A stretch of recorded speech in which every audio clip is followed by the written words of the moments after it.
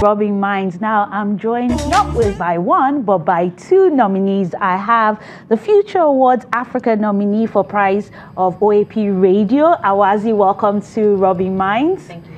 I also have Tomike Alayonde for a prize for OAP Television. Thank you very much. Welcome to Rubbing Minds. Thank you. Good afternoon. Welcome, Awazi. Welcome to Tomike. Good afternoon, everyone. So, how did you hear about your nomination?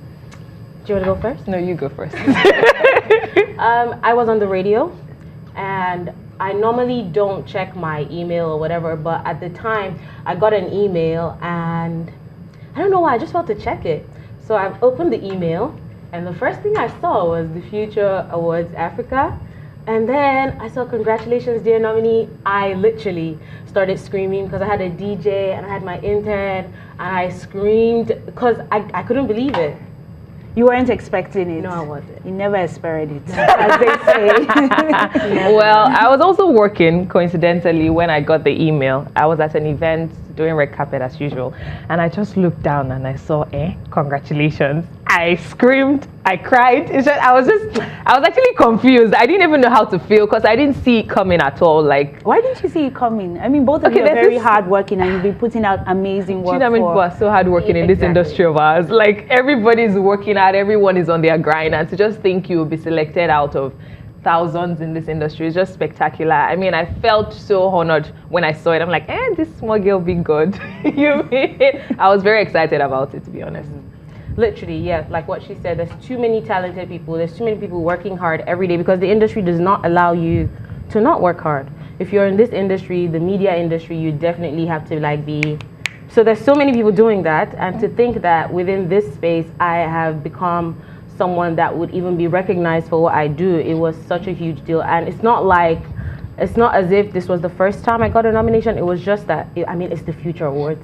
So exactly, you know. And what has been the reaction like from your fans, from your family, from everyone is excited. Like, I think they might have been more excited than but I don't think that's possible. Immediately I got the nomination. I know it wasn't supposed to be told to anyone or anything, but I had to tell my mom. So I sent her a screenshot. I was like, Mommy, look what happened. And she went off. She was so excited. My dad as well, my siblings, and then all the people that I eventually shared with when I was allowed to share.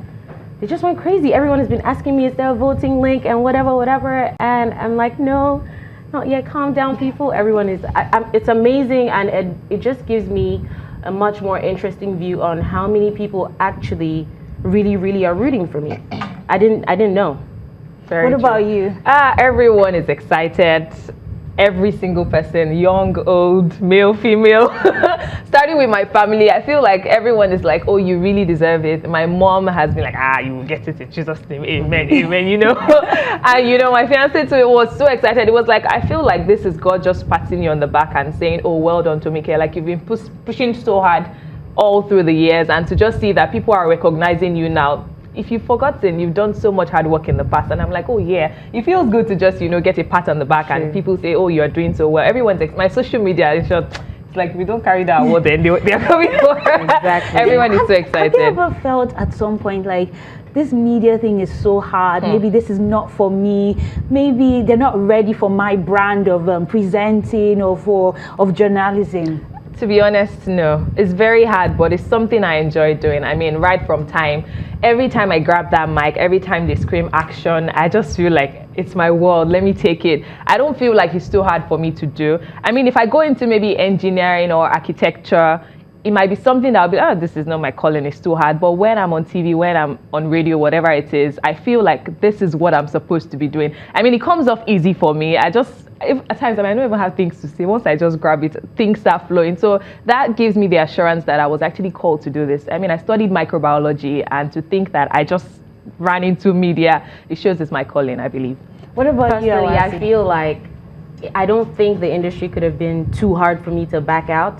I have been preparing for this all my life. As a matter of fact, when I was a little girl, I would watch the news with my dad, my mom, and after that, when I just learned to read, I was very little. I just learned to read. I would take the newspaper. I would make everyone in my house sit down and watch me read the news. It was a huge thing. I would force everyone to watch, and then the support was tremendous. And then from there, as a matter of fact, at one point, I was still in primary school, and I can never forget. That was like one of the best days of my entire life. I made it onto MITV for Children's Day, and I was so excited because I felt like I was finally becoming like one of the people that I watched do this for so many years, and I really wanted to do that. So when I went on to study mass communication in uni, it wasn't a surprise. I have been preparing myself for this, and the truth is the industry surprises you in so many ways, regardless of the preparation. But I think that at this point, I don't think it's possible that it could have been too difficult for me, because like Tomike said, it's something that I would wake up. It's one of the things I do immediately I wake up, my job actually starts. I start to work once I'm awake. I start to keep up with things, just I'm preparing my mind, and the moment I put the mic on, whatever nerves I'm feeling, they're gone. I'm just talking and having a good time, and I feel like people can feel that because I genuinely enjoy this, and I have such a good time every single time I'm doing radio. So you're nominated in the category for radio. Yes. Have you ever toyed with the idea of television and leaving radio? And Tomike too, have you thought of leaving TV, the camera, and just going for the mic? To be honest, I'll say that if the opportunity presents itself in the right time, when I'm ready, then I will definitely take it. I'm not gonna lie, I admire all of you on TV, but I admire all of you on TV, but I have an incredible love for radio. And yes, I started out really, really wanting to be a news anchor, and that dream is still burning. I'm sure my parents are probably watching, and they've always known the dream is still burning. But right now, in this space, I'm not considering it.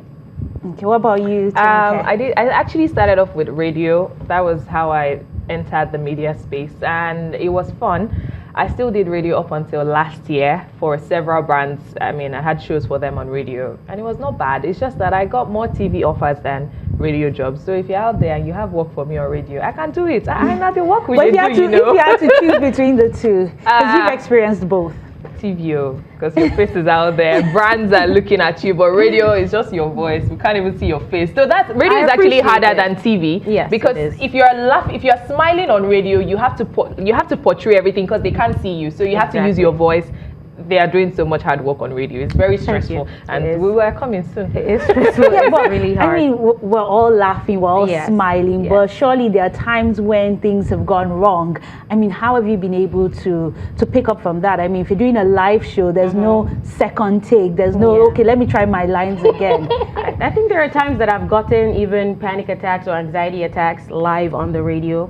But I think that's exactly where professionalism comes to play, because the moment that happens to me, I know in my mind that my listeners can't afford to, be burdened by this. This is my issue, and I'm going to sort it out. So the moment the mic is on, the show is on, and the show has to go on. Even if something happens to me, even if I'm mid-tears, and by the way, that has happened. That has happened. I have talked on the radio and I was crying and I was making bad jokes and people were interacting and nobody knew. But I think that's just where professionalism kicks in, and that's when, I have to do it. Exactly. I have to deliver.